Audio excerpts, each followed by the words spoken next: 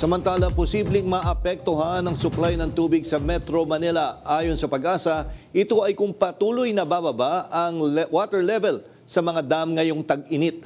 Yan ang umarangkadang balita ni Justin Ignacio.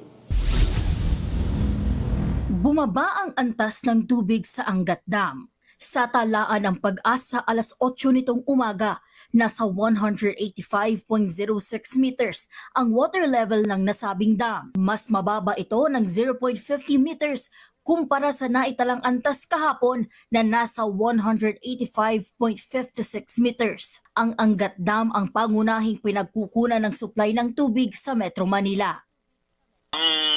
Normal high water level po natin is 212 meters.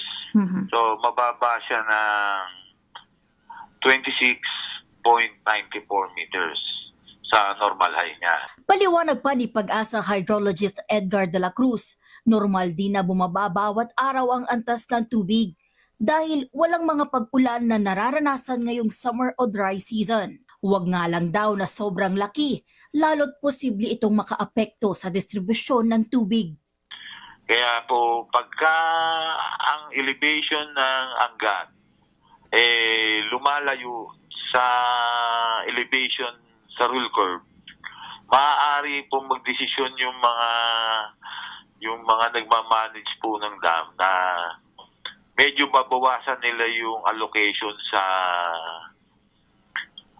irrigation Yung pag-distribute para hindi maano yung consumption natin dito sa Metro Manila or both. Ayon pa sa hydrologist, maaari naman itong pagdesisyonan kapag umabot na sa 177 meters ang antas ng tubig sa nasabing dam. Anya, kapag walang nagbago sa trend ngayong season, posible itong umabot sa kalagitnaan ng Mayo.